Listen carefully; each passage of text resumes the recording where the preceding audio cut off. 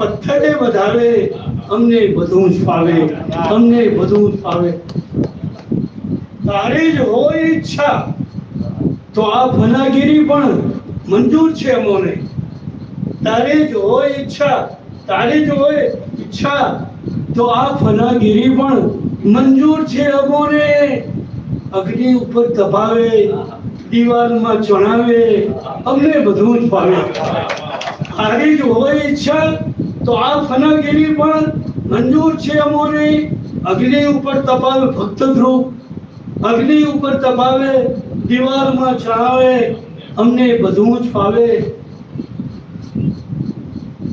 મૂકી ગઝલ સ્વરૂપે જીવન કિતાબ ખુલ્લી, બહુ શાંતિ મુસાફિર. મૂકી ગઝલ સ્વરૂપે જીવન કિતાબ ખુલ્લી, બહુ શાંત મુસાફિર.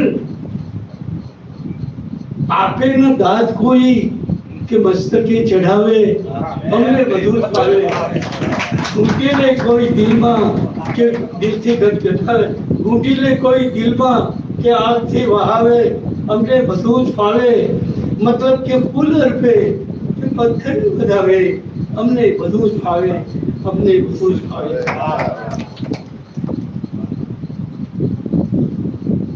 હવે સાહેબ એટલા બધા કબીર, મીરા, તુલસી, જ્ઞાનેશ્વર, તુકારામ, મીરાબાઈ તો ખાસ, ગુરુ નાનક, આ બધા જ આપણા પૂર્વજો આજના વિષયને અનુરૂપ મને યાદ આવે છે.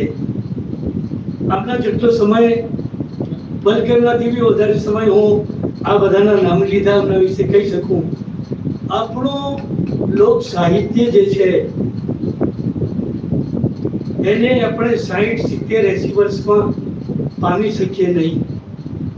આ તો દરિયો છે, 7 દરિયા ટૂંકા પડે એવો મોટો દરિયો છે આ લોક સાહિત્ય. પોલીસ વાળોનો પુત્ર ઝવેરચંદ કાળીદાસ મેઘાણી, પોલીસ વાળો જેની તરફ બધાને જુગુપ્સા હોય, નફરત હોય, એ દીકરો સરસ્વતી એના ઉપર હાથ મૂકે, પોલીસના દીકરાને ઉપર ઝવેરચંદ મેઘાણી. અને પછી તો કબીર, मोती की एक माला बनाई, बीच में डाला सूत. मोती की एक माला बनाई, बीच में डाला सूत. माला बिचारी क्या करे जब बजने वाला कपूर.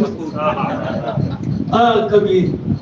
અને મીરાની તો શું વાત, એ સમયમાં અલંકારો, પ્રતીકો, ભાષા વિજ્ઞાન આટલું બધું નહોતું, છતાં આમાં ભાષા વિજ્ઞાનની વાત આવે છે, અલંકારોની, પ્રતિમાની વાત.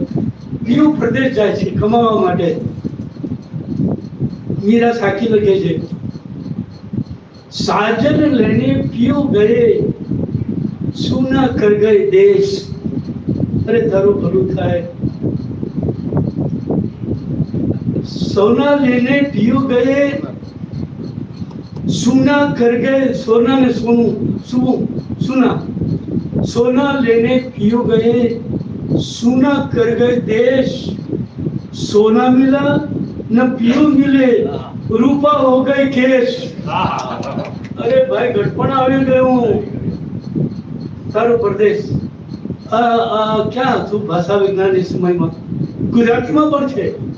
આપણા દુહાઓ, એક દુહાઓ છે, ઓઝા સાહેબ જેવા કલાકો સુધી બોલી શકે એવા દુહાઓ આપણી વચ્ચે પડેલા છે.